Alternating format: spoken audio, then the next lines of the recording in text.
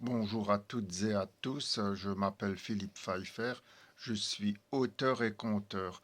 Alors ce soir, j'ai le plaisir de vous présenter mes deux derniers livres, de très beaux livres. Donc voilà le premier, Dieu et moi. C'est un témoignage et un récit, ma conversation avec Dieu. Donc je vais vous présenter le premier ouvrage, Dieu et moi, disponible sur Amazon ou chez moi au prix de 10 euros comme d'habitude. Donc je vous lis d'abord la quatrième de couverture. Dieu et moi est le récit d'une rencontre intérieure, intime et bouleversante. Dans le silence des forêts vosgiennes, au mont Saint-Odile et aux ruines de Niedermünster, Philippe Pfeiffer vit une expérience spirituelle qui transforme son regard sur la vie. Entre mémoire personnelle, prière fervente et contemplation de la nature, ce texte témoigne d'une grâce reçue, d'un signe perçu, d'une lumière qui éclaire l'âme. Ce livre n'est pas un traité de théologie, mais un chemin de sincérité et d'espérance. Il s'adresse à tous ceux qui cherchent, doutent, prient ou simplement s'interrogent sur la présence du divin dans leur existence. Voilà, je vais vous lire la préface pour vous donner encore une idée supplémentaire du contenu de ce livre qui est écrit sous forme d'un poème d'une quinzaine de pages.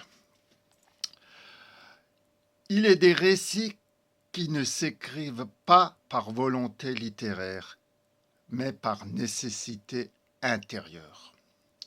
Celui-ci appartient à cette catégorie rare.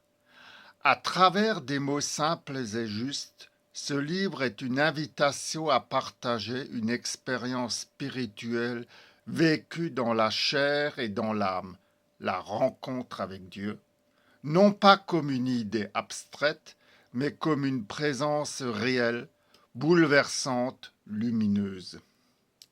Ce texte n'impose rien, il propose. Il ne démontre pas, il témoigne. Et c'est précisément cette authenticité qui touche le lecteur, car chacun, à sa manière, peut se reconnaître dans cette quête de sens, dans ce besoin de lumière au cœur des ténèbres. Lire ces pages, c'est accepter de se laisser toucher par le mystère. Voilà, Dieu et moi.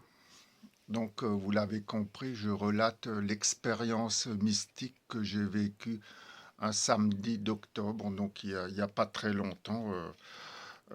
C'est un livre que j'ai écrit assez rapidement, avec un style assez simple et très comment dire, très sincère, très honnête, sans chercher à faire des envolées lyriques. Voilà, c'est vraiment très sincère, quoi. J'ai voulu transmettre à des personnes croyantes ou même non croyantes ce que j'ai ressenti lors de cet après-midi. Et c'est un texte absolument magnifique. Sur le plan spirituel surtout, il est très très beau. Et donc je passe maintenant à ma conversation avec Dieu. Alors ce livre-là se compose de 5 parties. Non, pardon, attendez voir, de 4 parties. Excusez-moi. Et 4 parties très différentes. Donc je vais vous lire la quatrième de couverture. Dans un monde où l'humanité se délite, où les âmes se perdent dans l'indifférence, la cruauté et le consumérisme, Adam traverse les cercles d'un enfer moderne, le gouffre de la solitude, le labyrinthe de l'absurde, la transparence de l'exclusion. il tombe 3 fois. Sans abri, invisible, brisé, il interroge le sens de la vie, la nature du mal et la place de Dieu dans un monde gouverné par 7 entités démoniaques qui manipulent les hommes comme des pantins. Ce récit, à la fois spirituel et social, est une plongée dans les ténèbres de notre époque. Un cri, une prière, une vérité nue, une vérité nue.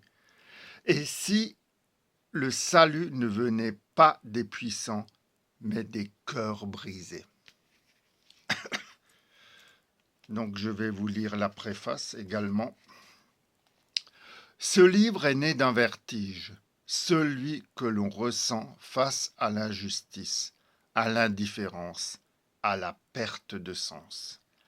Adam est un personnage fictif, mais il incarne des milliers de vies bien réelles. Des vies invisibles, rejetées, essentialisées, broyées par les rouages d'un monde qui ne sait plus regarder l'autre.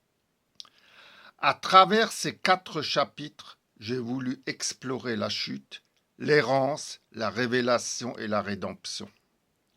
J'ai voulu offrir une voix à ceux que l'on n'écoute pas, une parole à ceux que l'on réduit au silence. Ce texte est une prière, une révolte, une offrande. Il ne prétend pas apporter de réponse, mais il espère susciter des questions. Que chaque lecteur y trouve une part de lui-même ou de ceux qu'il croise sans les voir. Car la beauté de l'humanité réside dans sa capacité à se relever, à aimer, à espérer. Voilà, donc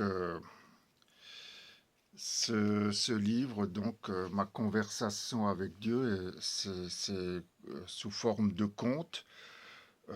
Les 3 premiers chapitres sont assez durs, mais très cinglants, très critiques, comme d'habitude chez moi, très critiques socialement et politiquement. Et le 4e chapitre relate donc la rencontre du personnage principal, donc un sans-abri avec Dieu. C'est un très très beau texte, il n'a rien à envoyer au livre précédent. Voilà donc ma conversation avec Dieu et Dieu et moi. Vous l'avez compris, la spiritualité, la critique sociale, le réalisme sont très présents dans ces 2 livres, mais aussi une certaine forme d'espérance dans ce monde dévasté, malhonnête, complètement pourri de tous les côtés, au vu de l'actualité toujours plus angoissante, toujours plus, comment dire, désolante sur le plan de la spiritualité et de l'humanité, de l'humanisme. Voilà ce que je voulais vous dire ce soir. Je vous recommande chaudement ces 2 livres. Merci pour votre écoute et à bientôt. Au revoir.